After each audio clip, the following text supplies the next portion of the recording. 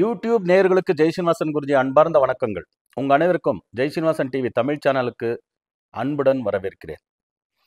குரு பிரம்மா குரு விஷ்ணு கரர தேவோ மகேஸ்வரஹ குரு சாட்சாத் பரபிரம்மா தஸ்மை ஸ்ரீ குரவே நமஹ. ஜெய் சித்தி விநாயகா, ஜெய் சரபேஸ்வரா, ஜெய் மகாகாளி, ஜெய் மகாவதார பாபா, ஜெய் காத்ரி லக்ஷ்மி நரசிம்மா, ஜெய் ஸ்ரீ கிருஷ்ணா, ஜெய் ஹனுமான், ஜெய் ஸ்ரீராம், ஜெய் ஸ்ரீராம், ஜெய் ஸ்ரீராம். நலமா நேயர்களே, சௌக்கியமா, நல்லா இருக்கீங்களா? இன்னைக்கு நம்ம பேச போற விஷயம் என்னன்னா, 1, 10, 19, 28ஆம் தேதி பிறந்திருக்கிறவங்க, அவங்க கேரக்டர்ஸ் எப்படி இருக்கும், அவங்க மேனரிசம்ஸ் எப்படி இருக்கும், அவங்களுடைய மெரிட் பாயிண்ட்ஸ் என்ன, அவங்களுடைய ஸ்ட்ரென்த் என்ன, ஈவன் அவங்களுடைய வீக்னஸ் என்ன, இதை பத்தி எல்லாம் பேச போறோம். அதுக்கு கூடுதலாக 2025 அவங்களுக்கு எப்படி இருக்கும் இந்த வருடம். ஸோ இந்த வருடம் நல்லா இருக்கிறதுக்கு அவங்க என்னென்ன லக்கி டிப்ஸ் யூஸ் பண்ணலாம், ப்ரோக்ரஸ் ஆகிறதுக்கு, இது எல்லாத்த பற்றியும் பேச போகிறோம். உடனே நீங்கள்லாம் ஜெய் ஸ்ரீனிவாசன் டிவி தமிழ் சேனலை சப்ஸ்கிரைப் பண்ணுங்கள், நம்ம எல்லா பதிவுகளையும் லைக் பண்ணுங்கள், எல்லா பதிவுகளையும் ஷேர் பண்ணுங்கள், மறக்காமல் கமெண்ட் பண்ணுங்கன்னு சொல்லிட்டு பதிவுக்குள்ளே போகலாமா? வாங்க. 1, 10, 19, 28 இந்த தேதியை ரூல் பண்ணக்கூடிய கிரகம் வந்து சூரியன். ஸோ இந்த தேதியில் பிறந்திருக்கிறவங்களும் அந்த சூரியன் மூலம் தான். சூரியன் எப்படி இருக்கும்? பிரகாசமாக இருக்கும். அந்த மாதிரி இவங்களுடைய வாழ்க்கையும் பிரகாசமாக தான் இருக்கும். நாம் எல்லாரும் நினைக்கிறோம் சூரியன் வந்து சன்ரைஸ் சன்செட், சூரிய உதயம் சூரிய அஸ்தமம் ஆகும் அப்படின்னு. எல்லாருக்கும் சயின்ஸ் படிச்சுட்டு இருக்கிறதுனால ஈஸியாக தெரியும், சூரியனுக்கு அஸ்தமமும் உதயமும் இல்லவே இல்லை. அவன் எப்பவுமே எரிஞ்சிட்டு இருக்கக்கூடிய ஒரு பிரகாசத்தை கொடுக்கக்கூடிய ஒரு கோள் தான். ஆனால் பூமி சுத்துறதுனால ராத்திரி பகல்னு ஆகுது, இரவு பகல் அப்படின்னு ஆகுது, சரியா? ஸோ அதே போல் தான் இவங்க எப்பவுமே பிரகாசமாக இருக்கக்கூடிய ஒளி கொடுக்கக்கூடிய ஒரு கிரகம் எப்படி இருக்கும் சூரியன். அதே போல் தான் இவங்களுடைய கேரக்டரிஸ்டிக்ஸ் மேனரிசம்ஸ் எல்லாமே இருக்கும். நார்மலி சூரியனை நம்பி தான், சூரியன் மேலே டிபெண்ட் ஆகி தான் இந்த உலகமே இருக்கு.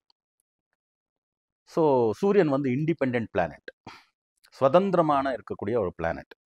அப்படி இருக்கும்போது இந்த தேதியில் பிறந்திருக்கிறவங்களும் சுதந்திரமாக இருக்கிறவங்க தான், யார் மேலேயும் டிபெண்டன்சியே இருக்காது இவங்களுக்கு. இவங்களை தான் டிபெண்ட் பண்ணி தான் நிறைய பேர் இருப்பாங்க. அதனால இந்த சூரியனை வந்து கிங் ஆஃப் ஆல் பிளானட்னு கூப்பிடுவாங்க.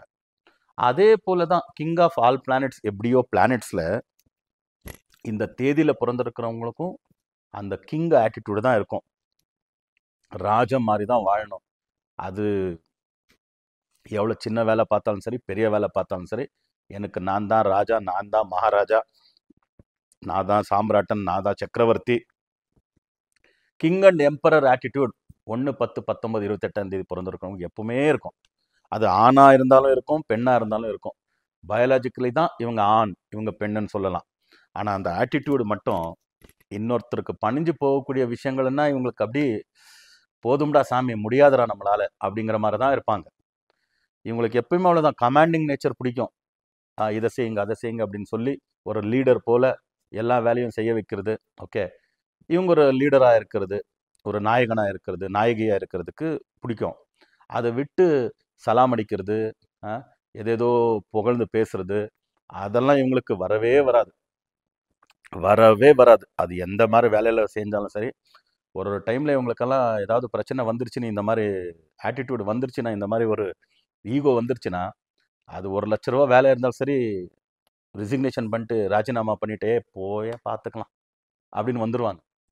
என்ன மாதிரி கஷ்ட சூழ்நிலை வந்தாலும் கூட 1 to 1 போல்டாக அவுட் ஸ்போக்கன் விஷயத்தில் இருப்பாங்க.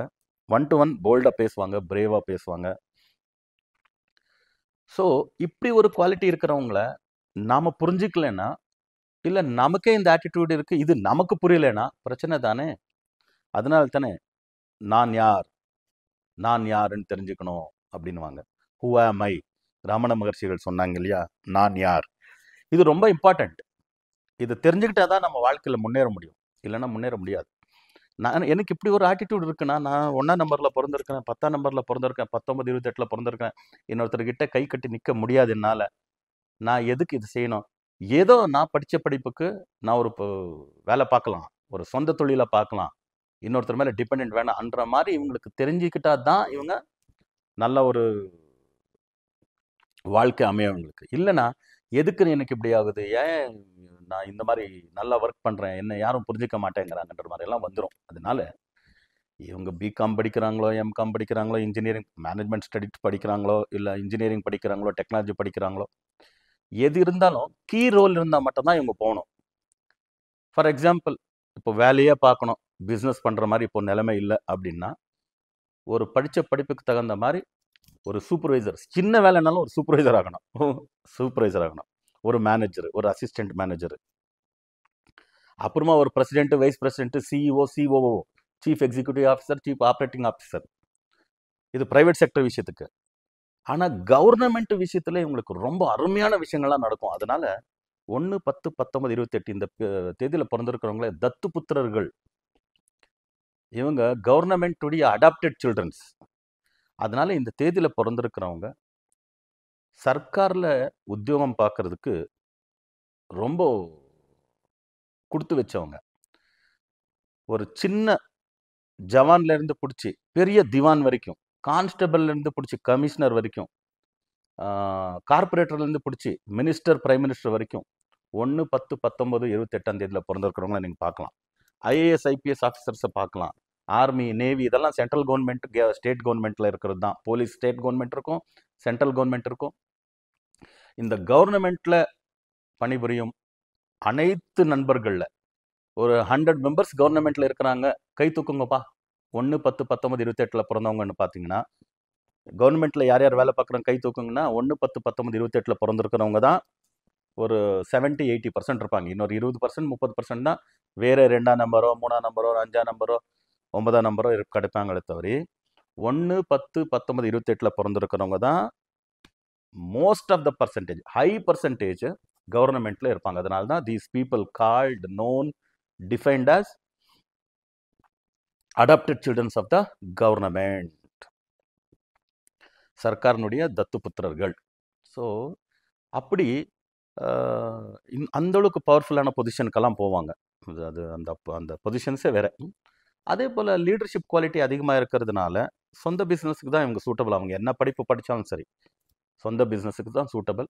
இன்னும் சில பேர் இருப்பாங்க, ஸ்கூல் ட்ராப் அவுட் இருப்பாங்க, படிக்கல, எஸ்எல்சி, பியூசி, அவங்கெல்லாம் என்ன வேலை அவங்களுக்கு தெரியுமோ முடிஞ்ச அளவுக்கு சொந்த பிஸ்னஸுக்கு தான் போயிடணும். அது என்ன சின்ன விஷயமா இருந்தாலும் சரி, பெரிய விஷயமா இருந்தாலும் சரி, அவங்களுக்கு தெரிஞ்சிருக்கிறதுல அவங்க சொந்த பிஸ்னஸ் பண்ணுறது தான் நல்லது. ஸோ அந்த மாதிரி ஒரு விஷயங்கள்லாம் இவங்களுக்கு இருக்கும். ஸோ 1ஆம் தேதி பிறந்திருக்கிறவங்களுடைய கேரக்டரிஸ்டிக்ஸ் எல்லாம் நம்ம சொன்னோம். இன்னும் அதை பற்றி டீப்பாக பார்க்கணும் அப்படின்னா, நம்ம ஒரு 4 புத்தகங்கள் எழுதியிருக்கோம் நியூமரோ வாஸ்து ஆஸ்ட்ரோ சயின்ஸ்க்கு. ஒரு கிட்டத்தட்ட ஒரு 2000 பக்கம் இருக்கும். ஒரு 4 புத்தகங்களை 4 வால்யூமாக பண்ணியிருக்கிறோம். ஆன்லைன் கிளாஸ் கூட நடக்குது. ஸோ நீங்கள் எந்த ஊரில் இருந்தாலும் சரி கற்றுக்கலாம் நியூமரோ வாஸ்து ஆஸ்ட்ரோ சயின்ஸை. உங்களுக்கும் உபயோகப்படும், ப்ராக்டிஸும் பண்ணலாம், 4 பேருக்கு சொல்லலாம். சும்மா இப்போல்லாம் எல்லாருக்கும் தெரியுமே 99 வெப் கிளாஸு அப்படி இப்படின்னு சொல்லி 99 ருபீஸுக்கு வந்துருச்சு இப்போ நியூமராலஜி. அப்படியெல்லாம் கற்றுக்கிட்டு ஒன்றும் பிரயோஜனம் இல்லை. ஒரு ப்ராக்டிஷனராக ஒரு 30 வருஷம் எக்ஸ்பீரியன்ஸில் ஒரு 4 புத்தகங்களை எழுதி கிட்ட ஒரு 7லேருந்து 10 லட்சம் வரைக்கும் என்கிட்ட டேட்டா பேஸ் இருக்குது. யார் யார் என்ன வந்து பார்த்தாங்களோ அவங்களுடைய அட்ரஸ், ஃபோன் நம்பரோட. அதெல்லாம் திருக்கோட விஷயமா 1ஆம் தேதி பிறந்திருக்கிறவங்க எப்படி இருப்பாங்க, 10ஆம் தேதி பிறந்தவங்க எப்படி இருப்பாங்கன்னு ஒரு 200 வருஷத்துக்கு முன்னாடியிலேருந்து யார் யார் விஐபி இருக்காங்க, செலிப்ரிட்டிஸ் இருக்காங்க, அச்சீவ் பண்ணவங்க இருக்காங்க, அவங்க எல்லாத்த பற்றியும் ரிசர்ச் பண்ணி இந்த புத்தகங்கள் எழுதியிருக்கோம். ஆன்லைன் கிளாஸில் நீங்களும் வரலாம், கற்றுக்கலாம். ஸோ தமிழில் புத்தகங்கள் இன்னும் வரல. ஓகே, கன்னடா, தெலுங்குல இருக்குது, புத்தகங்கள் இருக்குது. இப்போது இங்கிலீஷ், ஹிந்திக்கு டிரான்ஸ்லேட் பண்ணிகிட்ருக்கோம். ஸோ இங்கிலீஷ் படிக்கிறவங்க தாராளமாக கற்றுக்கலாம் அந்த இந்த புக் வந்த பிறகு. ஓகே, ஸோ கிளாஸுக்கு ஜாயின் ஆகலாம், ஒன்றும் பிரச்சனை இல்லை. கிளாஸ் வந்து தமிழ்லையும் நடக்கும், இங்கிலீஷ்லையும் பேசுவேன், காமன் லாங்குவேஜ். ஸோ ஹிந்தி எல்லாமே மிக்ஸில் நடக்கும். நீங்கள் கூட யார் ஆர்வம் இருக்கும் அவங்க கற்றுக்கலாம். இப்போ 1ஆம் தேதி பிறந்திருக்கிறவங்க இப்படி இருப்பாங்களா அப்படின்னு பார்க்குறதுக்கு இப்போது ஆண்களை பற்றி சொன்னோம். அச்சீவ் பண்ணுறவங்க இப்படி இருப்பாங்க ஆட்டிடியூடுன்னு. ஆண்கள் அப்படின்னு கிடையாது, பெண்கள் கூட அதே ஆட்டிடியூட் இருப்பாங்கன்னு சொன்னோம். அப்போ பாருங்கள், 1ஆம் தேதி பிறந்திருக்கிறவங்க வித்யா பாலன், 1ஆம் தேதி பிறந்திருக்கிறது ஐஸ்வர்யா ராய். பெண்களே உதாரணமாக எடுத்துக்கலாம். ஃபஸ்ட்டு 1ஆம் தேதி பிறந்திருக்கிறவங்க. ஆண்களுக்கு மட்டும்தான் நாம் ஆளணும், நாம் ராஜ்யபாரம் பண்ணணும், ராஜ்யங்கள் எக்ஸ்பேன்ஷன் பண்ணிட்டு போகணும் அப்படிங்கிற மாதிரி தான் இருக்கும் அப்படின்னு. ஆனால் 1ஆம் தேதி பிறந்திருக்கிறவங்க ஆண்களாக இருக்கணும்னு அவசியமே இல்லை. பெண்களாக பிறந்திருந்தாலும் அவங்க எந்த தொழிலில் இருக்காங்களோ அதை கட்டி ஆளக்கூடிய தன்மை அவங்களுக்கு இருக்குன்றதுக்கு வித்யா பாலன். என்னம்மா போல்டான ஒரு ரோல்ஸ் பண்ணுறாங்க அப்படின்னா எல்லாரும் பயப்படுவாங்க. ஐயோ இந்த ரோல் பண்ணா இது எப்படி, இதுக்கு இதுடைய விளைவு எப்படி இருக்குமோ, இவ்வளோ எக்ஸ்போஸாக நடிக்கணும், இதெல்லாம் பார்க்கும்போது பின்வாங்கிடுவாங்க நிறைய பேர். ஆனால் இவங்க அப்படி பின் வாங்கினதே கிடையாது. ஐஸ்வர்யா ராய் அவங்க மேலே என்னென்ன கமெண்ட் வரல. அவங்க அபிஷேக் பச்சனை கல்யாணம் பண்ணி பச்சன் குடும்பத்துக்கு போகிறதுக்கு முன்னாடி இவங்களுக்கு வந்த பிரச்சனை எந்த பெண்ணுக்கும் வந்திருக்காது. யாரை பார்த்தாலும் அவங்களோட இந்த அம்மாவை சேர்த்து வச்சு பேசுறது. சல்மான் கானோட இருந்தாங்க, விவேக் ஓபேராய் கூட, யாரோ நடிகர் கூட எல்லாம் இவங்க இருந்தாங்க, அப்படி இப்படின்னு எல்லாம் சொல்லும்போது நிறைய பேர் அப்படியெல்லாம் கமெண்ட்டு வாங்கிக்க முடியாது. அப்படி வாங்கிக்கிட்டாலும் டிப்ரெஷன் அது இது போயிடுவாங்க. என்னன்னா என்ன எதையோ பேசுகிறாங்களே, என்னை பற்றி இப்படி பேசுகிறாங்களே அப்படின்னு. அதெல்லாம் பேசுகிறவன் பேசிட்டு போட்டோம், நமக்கு அதுக்கு என்ன சம்பந்தம், நம்ம பாட்டுக்கு நம்ம வேலை நம்ம செஞ்சுட்டு போயிட்டே இருக்கலாம் அப்படிங்கிற மாதிரி ஒரு ஆட்டிடியூடில் பெரிய குடும்பம், அமிதாப் பச்சனுடைய குடும்பம்னு ஒரு பெரிய குடும்பம், அந்த குடும்பத்துக்கு மருமகளாக போனாங்க. ஸோ நானா பாட்டேக்கர்னு நீங்கள் பார்த்துருப்பீங்க, ரஜினிகாந்துடைய காலா சினிமாவில் வில்லன்.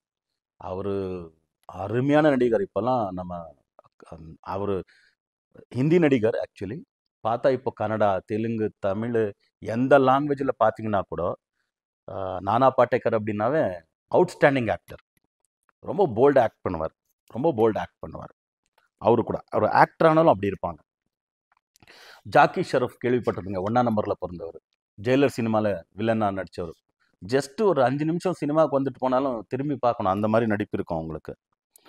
ஈவன் டயானா பாருங்க, டயானா பற்றி நீங்கள் கேள்விப்பட்டிருப்பீங்க. எவ்வளோ பெரிய அரசு குடும்பத்துக்கு மருமகளாக போய், அரே இவ்வளோ பெரிய அரசு குடும்பத்துக்கு வந்துட்டேன், எனக்கும் புருஷனுக்கும் ஒத்து போகலை, அதுக்காக விட்டுற முடியுமா, 2 குழந்தைங்க வேறு ஆயிட்டாங்க, அதுவும் பெரிய பெரிய பசங்களாயிட்டாங்க, ஏதோ அட்ஜஸ்ட் பண்ணிட்டு போகலாம் அப்படிங்கிற மாதிரிலாம் இல்லை. முடியலன்னா என்ன பெரிய விஷயம் என்ன இருக்குது, நான் அரசு குடும்பத்துடைய ராணியாக வந்தால் என்ன, பெரிய பெரிய குழந்தைங்க இருந்தால் என்ன, என்னுடைய வாழ்க்கை நான் பார்த்தாகணும் அப்படின்னு டிவோர்ஸ் வாங்கிட்டு வெளியில் வந்து அவங்களோட ஃப்ரெண்டோட ட்ராவல் பண்ணும்போது ஆக்சிடெண்ட்டில் இறந்து போயிட்டாங்க. ஸோ கொஞ்சம் பாருங்கள், சாதாரணமாக ஒரு பொசிஷனுக்கு போயிட்டாலே நாம் இந்த உலகம் என்ன சொல்லும், இந்த சொசைட்டி என்ன சொல்லும், நண்பர்கள் என்ன சொல்லுவாங்களோ, உறவினர்கள் என்ன சொல்லுவாங்களோ, எதுக்கு அப்படிங்கிற மாதிரி யோசிப்போம். ஒரு அரச குடும்பத்தினுடைய மருமகளாக வந்தவங்க கூட அப்போ என்னுடைய லைஃப் நான் லீட் பண்ணும் அப்படிங்கிற மாதிரி ஒரு பெண்ணாக இருந்தாலும் அந்த மாதிரி ஒரு ஆட்டிடியூடில் வந்தவங்க. ஜஸ்டின் பீபர் பாப் சிங்கர், உங்களுக்கு தெரியும், ரொம்ப அருமையான சிங்கர், 1ஆம் நம்பரில் பிறந்தவங்க, அச்சீவர்ஸ் அவங்கெல்லாம். எஸ்எம் கிருஷ்ணான்னு நீங்கள் கேள்விப்பட்டிருக்கீங்க, கர்நாடகாவுடைய முதல்வராக இருந்தவங்க. ஈவன் மாதவன் ஆக்டர் பாருங்கள், ஒரு versatile actor. Marilyn Monroe wonderful model. அவங்க மேலே என்ன கமெண்ட்ஸ் வரும், அவங்க மேலே ஏகப்பட்ட கமெண்ட்ஸு, ஏகப்பட்ட விமர்சனங்கள், தலைக்கே போட்டுக்க மாட்டாங்க. அனி பெசன்ட், ஜித்து கிருஷ்ணமூர்த்தி அவங்கள ஒரு ஸ்பிரிச்சுவலிஸ்டாக கொண்டு வரணும் டோட்டல் இதுக்கு அப்படின்ற மாதிரி ட்ரெயின் பண்ணவங்க. கரணம் மல்லேஸ்வரி, வெயிட் லிஃப்டர். கரணம் மல்லேஸ்வரி ஏன் நியூமராலஜி கண்டுபிடிச்சி, நியூமராலஜி ஃபஸ்ட்டு ஆக்சுவல் பாமிஸ்ட்ரி தான் பார்த்துட்டு இருந்தாங்க. அவர் பேர் வந்து கவுண்ட் லூயிஸ் ஹேமன் அப்படின்ட்டு.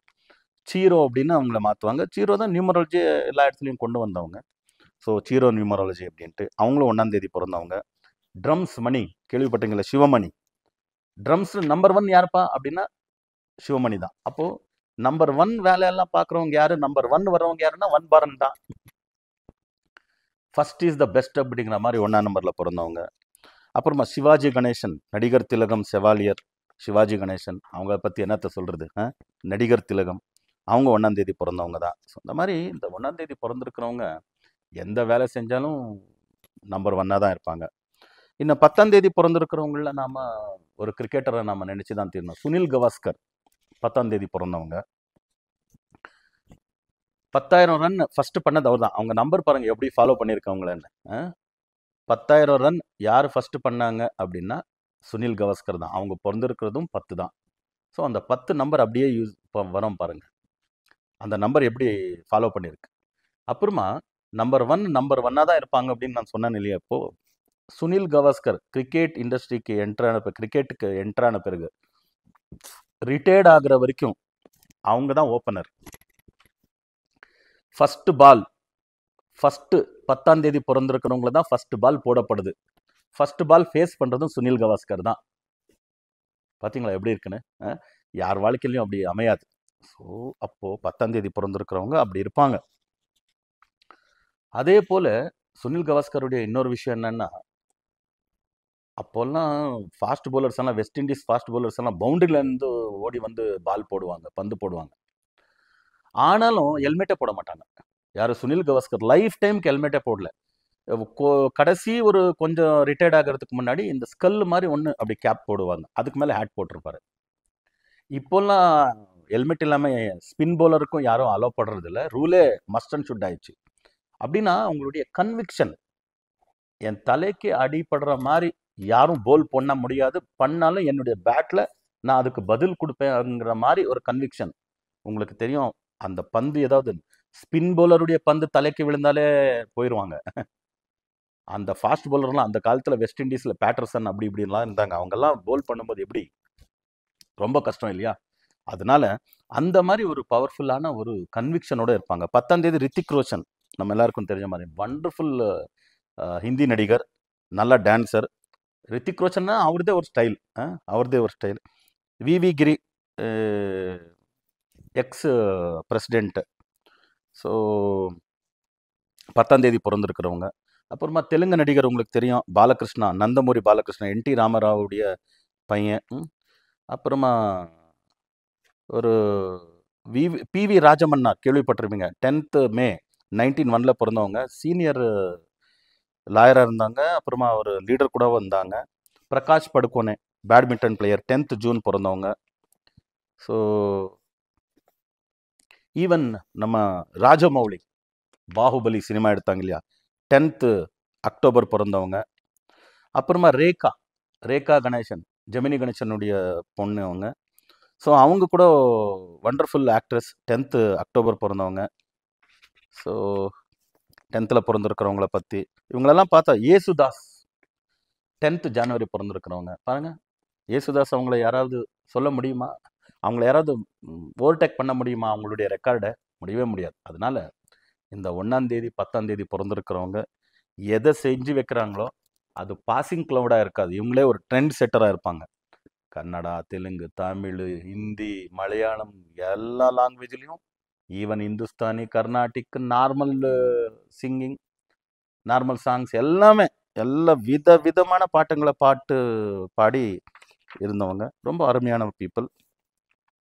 19th பார்ன் இந்திரா காந்தி, எவ்வளோ பெரிய பாலிட்டிஷியன். பில் கிளின்டன் 19th பிறந்தவங்க, ஆகஸ்ட் 1946 பிறந்திருக்கிறவங்க. Even Chhatrapati Shivaji 19th February 1627 பிறந்திருக்கிறவங்க. முகேஷ் அம்பானி 19th April பிறந்திருக்கிறவங்க. ஸோ அருமையான ஒரு நம்பர் 19. ஸோ 19th பிறந்திருக்கிறவங்க தான் தாராசிங்கன்னு கேள்விப்பட்டிருப்பீங்க, குஸ்தி, ஸோ ரெஸ்லிங்னு சொல்லுவோம் இல்லையா அது. ஸோ 19th தாராசிங் பிறந்திருக்கிறாங்க. 19th பிறந்திருக்கிறவங்க காமெடி பண்ணாலும் நம்பர் 1 இருப்பாங்கன்னு சொன்னேன்னு, விவேக். ஸோ தமிழ் அருமையான ஒரு விவேக், அவர் ரொம்ப ஆக்டிங், காமெடி அதெல்லாம் பண்ணிட்டு இருந்தாலும் ஸ்பிரிச்சுவலாகவும் சில விஷயங்களை அப்படியே இருந்தவர் தான். ஏபிஜே அப்துல் கலாமுடைய சீடனாக இருந்து, ஓகே, ஒரு மரங்களெல்லாம் நடணும், செடி நடணும் அப்படின்னு கோடிக்கணக்கில் செடியை நடுத்து அது மரமாய் நம்ம சொசைட்டியில் ஒரு ஓசோன் லேயருக்கு, ஒரு கிளைமேட் நல்லா இருக்கிறதுக்கு செடி வேணும் அப்படிங்கிற மாதிரி கோடிக்கணக்கில் செடியை நட்டவர். அதெல்லாம் மரம் ஆகும். 19th பிறந்தவங்க தான் சுதாமூர்த்தி, நம்ம இன்ஃபோசிஸ் நாராயணமூர்த்தியோடைய மிஸ்ஸஸ், என்டர்பிரினர், ரொம்ப ஸ்பிரிச்சுவலிஸ்ட், ரொம்ப நல்ல நல்ல விஷயங்களெல்லாம் செஞ்சவங்க. 28th பிறந்தவங்க லதா மங்கேஷ்கர், தெரியும், எல்லாருக்குமே தெரியும். லதா மங்கேஷ்கர் தெரியாதவங்க யாரும் இல்லை. ஹிந்தி காயகி, ஹிந்தி பாடகி. ஸோ ஹிந்தி பாடகி வந்து 28th பிறந்தவங்க லதா மங்கேஷ்கர். லாலா லஜ்பத் ராய், ஸோ இண்டிபெண்டன்ஸ், ஃப்ரீடம்காக போராடினவங்க. என்டி ராமாராவ், தெலுங்கு நடிகர்.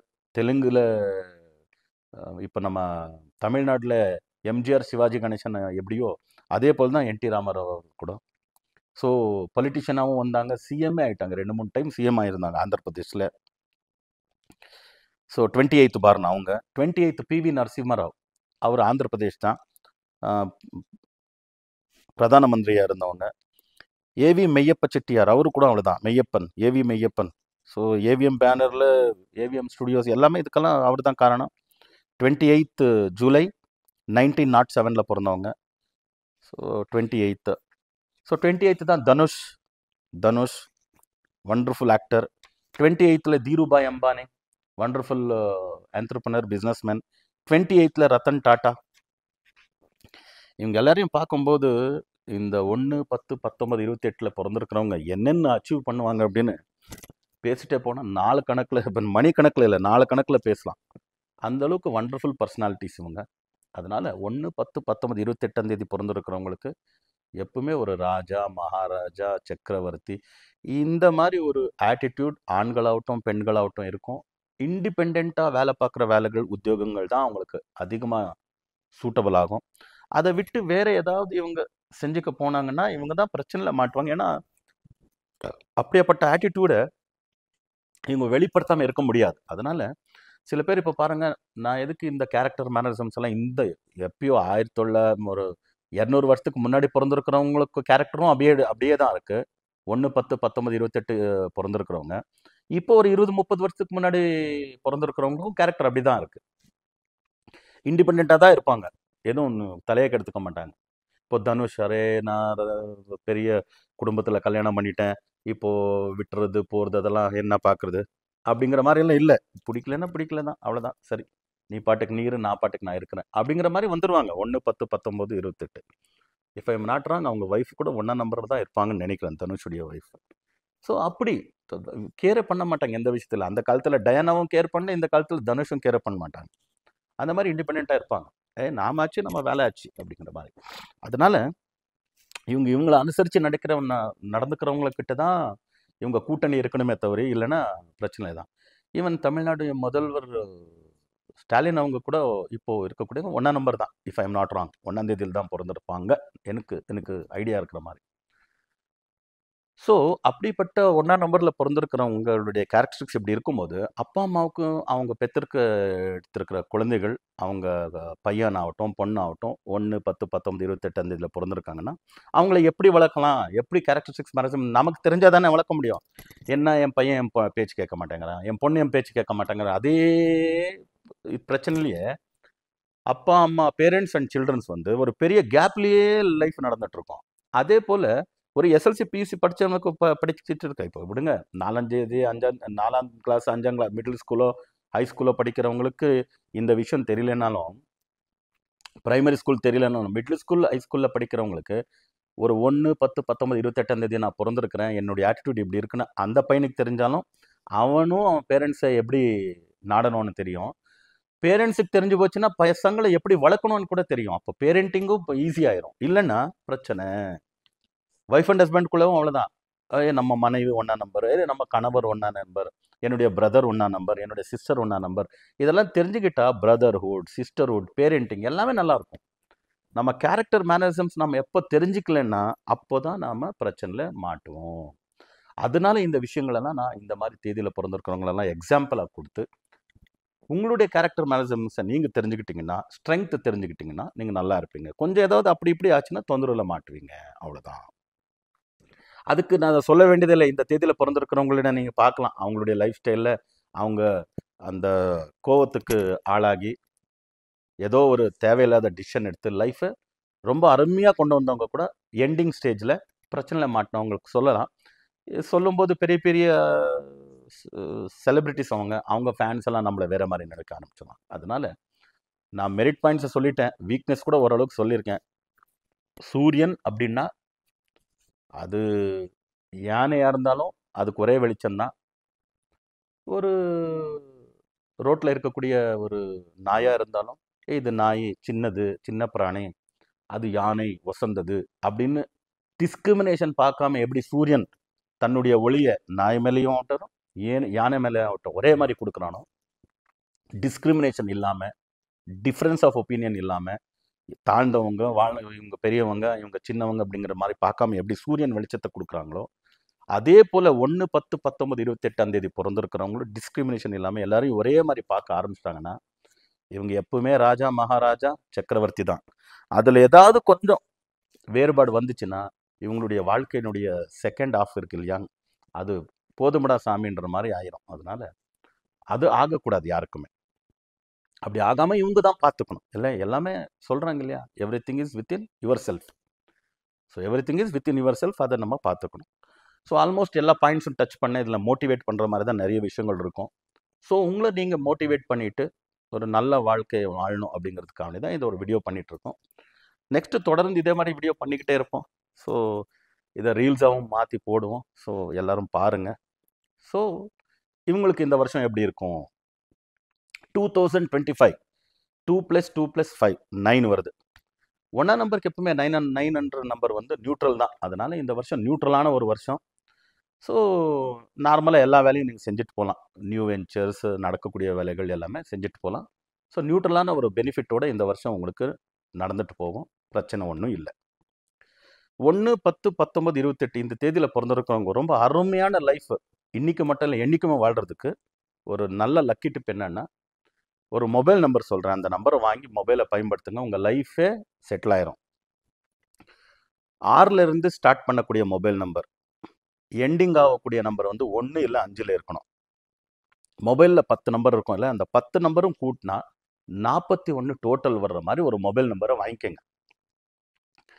அந்த 10 டிஜிட்டில் 5, 6 அதிகமாக இருந்தால் நல்லது. டோட்டல் வந்து 41 வரணும். அந்த மொபைலில் வந்து திருப்பதி பெருமாளுடைய ஒரு ப்ரொஃபைல் பிக்கு, திருப்பதி பெருமாளுடைய ஒரு ரிங்டோன் போட்டுக்கோங்க. அந்த மொபைல் நம்பரை பயன்படுத்த ஆரம்பிச்சிருங்க. 41 டோட்டல் வரக்கூடிய நம்பர். உங்கள் வாழ்க்கையே மாறிடும். கேரண்டியாக சொல்கிறேன், இதை செஞ்சு பாருங்கள். அருமையான விஷயங்கள் எல்லாம் நடக்க ஆரம்பிச்சிடும் உங்களுக்கு. 1, 10, 19, 28 இந்த தேதியில் பிறந்திருக்கிறவங்க போதுமான அளவில் எல்லோ, ஆரஞ்சு, க்ரீன் கலரை அதிகமாக பயன்படுத்துங்க ட்ரெஸ்ஸிங் மெட்டீரியலில். லேடிஸ் வந்து அதிகமாக இந்த கலர் டார்க்காகவே போட்டுடலாம். ஆனால் எல்லோ ஷர்ட் போட முடியாது மேல். அதனால நம்ம ஐவரி போட்டுக்கலாம். ஆரஞ்சு, லைட் ஆரஞ்சு கூட கிடைக்கும். க்ரீனில் டைரக்ட் க்ரீன் லேடிஸ் யூஸ் பண்ணிடுவாங்க சாரீஸ் அது இதில். மேல் என்ன பண்ணலான்னா பாட்டில் க்ரீன்னு சொல்லுவாங்க, அதில் ட்ரௌசர்ஸ் போட்டுக்கலாம். பிஸ்தா க்ரீன் சொல்லுவோம், அது லைட் க்ரீனுக்கு அதில் ஷர்ட்ஸ் போட்டுக்கலாம்.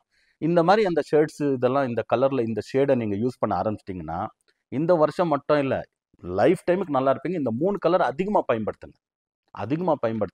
ரொம்ப அருமையான ரிசல்ட் எல்லாம் உங்களுக்கு கிடைக்கும். 1, 10, 19, 28 இந்த தேதியில் பிறந்திருக்கிறவங்களுக்கு எப்பவுமே லைஃப் டைமுக்கு நீங்கள் 5ஆம் நம்பரை லக்கி நம்பராக யூஸ் பண்ண ஆரம்பிச்சிருங்க. எப்போ பாரு 5 தான். எப்படி குறித்து 5 எல்லா இடத்துலையும் யூஸ் பண்ண முடியும் அப்படின்னா, ஒரு எக்ஸாம்பிள் கொடுக்குறேன் பாருங்கள். காலையில் ஒரு 4 மணிக்கு எந்திரிக்கணும் அப்படின்னு நீங்கள் ஒரு அலாரம் வைக்கிறீங்க. ஃபர்ஸ்ட் அது தானே காலையில் எந்திரிக்கிறது. 4 மணிக்கு வைக்கிறதுக்கு பதிலாக 4 மணி 1 நிமிஷத்துக்கு வச்சுருங்க. 4 1 5 ஆயிடுச்சு. 6 மணிக்கு எந்திரிக்கணும்னு நினச்சிங்க காலையில். 6 மணி 8 நிமிஷத்துக்கு வைங்க. 6 8 14. 14னா 1 4 5 ஆயிடுச்சு. பார்த்தீங்களா? இப்போ அலாரம் வைக்கிறதுலேருந்து காலையில் வீட்டை விட்டு கிளம்பணும்னு பார்த்தீங்க. 10 மணிக்கு கிளம்பணும்னு பார்த்தீங்க. 10 மணி 4 நிமிஷத்துக்கு கிளம்புங்க. போனீங்க ஒரு பெட்ரோல் பங்க்குக்கு பெட்ரோல் போடணும். எந்த டைமில் போடலாம்? 1000 ரூபாய்க்கு பெட்ரோல் போடுப்பா அப்படின்னு டீசல் போடுப்பான்னு சொல்கிறத விட 1400க்கு போடுங்க. 5 ஆச்சு. 2000க்கு டீசல் போடுங்கன்னு சொன்னீங்க. 2300க்கு போடு அப்படின்னா 5 ஆயிடுச்சு. பார்த்தீங்களா? 5ஆம் நம்பர் எப்படி யூஸ் பண்ணலான்னு இப்படி யூஸ் பண்ணலாம். நார்மலி உங்கள் மொபைல் நம்பரை வந்து 00 ஹவர்ஸுக்கு செட் பண்ணி வச்சுக்கோங்க. எப்பவுமே அவ்வளோதான். உங்களுடைய மொபைலில் 00 ஹவர்ஸுக்கு நீங்கள் டைம் செட் பண்ணிட்டீங்கன்னா மதியம் வந்து 1 மணின்னு காட்டாது, 13 மணின்னு தான் காட்டும். 2 மணி காட்டாது, 14 மணின்னு காட்டும். அந்த டைம் வச்சுக்கிட்டிங்கன்னா தான் இந்த டைம் உங்களுக்கு ரொம்ப அருமையாக இருக்கும். 24 ஹவர்ஸுக்கு செட் பண்ணுற மாதிரி இருக்கும். 00 ஹவர்ஸுக்கு நீங்கள் டைம் செட் பண்ணிங்கன்னா. இப்போ ஃபார் எக்ஸாம்பிள் ஒரு மெசேஜோ மெயிலோ போடணும். ஸோ 1, 10, 19, 28ஆம் தேதி பிறந்தவங்க ஒரு மெசேஜ் போடணும், ஒரு மெயில் பண்ணணும். மெயில் வேணும்னா டைப் பண்ணி வச்சுக்கோங்க, ஒரு பேராகிராஃபோ ஒரு 10 சென்டென்ஸோ. ஆனால் சென்ட் பண்ணும்போது சென்ட் பட்டன் இருக்கு இல்லையா, அப்போ டைம் பாருங்கள். எக்ஸாம்பிள் 13 மணின்னு இருந்துச்சு. 13 மணின்னா 4. அப்போ நீங்கள் என்ன பண்ண 13 மணி 1 மினிட், 13 ஹவர்ஸ் 1 மினிட்டுக்கு சென்ட் பண்ணுங்கள். மெசேஜ் ஆகட்டும் மெயில் ஆகட்டும். பாருங்கள் ரிசல்ட் எப்படி இருக்கும். அதுக்கு வரக்கூடிய பவுன்ஸ் பேக் எல்லாம் பாசிட்டிவாக இருக்கும். நல்ல அருமையான ரிசல்ட் இருக்கும் உங்களுக்கு. எந்த மெயில் ஆகட்டும் எந்த மெசேஜ் ஆகட்டும். அதே போல் 1, 10, 19, 28 இந்த தேதியில் பிறந்திருக்கிறவங்களுக்கு லக்கி டைரக்ஷன் வந்து நார்த். செகண்ட் ப்ரியாரிட்டி ஈஸ்டாகவும் எடுத்துக்கலாம். எதே ஒரு மெயில் பண்ணுறீங்க, மெசேஜ் பண்ணுறீங்க, எல்லாம் டைப் பண்ணி வச்சுக்கோங்க. கரெக்டாக அந்த டைம் வருது பாருங்கள், அந்த உங்களுடைய லக்கி டைம் 5 வரும்போது நார்த்தை ஃபேஸ் பண்ணிவிட்டு அந்த மெசேஜை அனுப்புங்க. டேபிள் நார்த்துக்கு போட்டு வச்சு உட்காந்தா இன்னும் நல்லது தான், ஈஸ்ட்டுக்கு போட்டு உட்காந்தா நல்லது தான். இல்லைன்னா ரொட்டேஷன் சேர் இருக்கும்ல, அப்படி திரும்பி மெசேஜ் அனுப்பிடுவோங்க. அருமையாக இருக்கும். 1, 10, 19, 28 இந்த தேதியில் பிறந்திருக்கிறவங்க, இப்போ நீங்கள் வெளியில் கிளம்பணும். லக்கி டைரக்ஷன் நார்த்துன்னு சொன்னேன். First priority north, second priority east.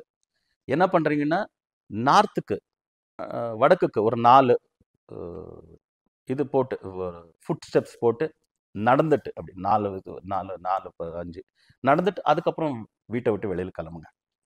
First priority north, second priority east. இது பண்ண ஆரம்பிச்சிருங்க.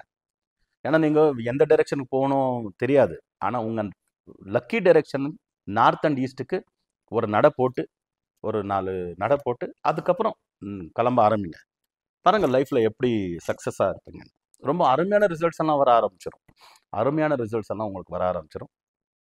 வரணும் அப்படின்ட்டு உங்களுக்கும் உங்கள் குடும்பத்தின் அனைவருக்கும் சித்தி விநாயக சரபேஸ்வர சுவாமி ஆயுர ஆரோக்கிய அஷ்டேஸ்வரத்தை அனுகிரகம் பண்ணிட்டோன்னு சங்கல்பம் பண்ணி பிரார்த்தனை பண்ணி மறுபடியும் புதிய பதிவுகளுடன் உங்களை சந்திக்கும் வரை உங்களிலிருந்து விடைபெறுவது உங்கள் ஜெயா ஸ்ரீனிவாசன் குருஜி. லோகா சமஸ்தா சுக்கினோ பவந்து, சர்வே ஜனா சுக்கினோ பவந்து, வசுதைவ குடும்பகம்.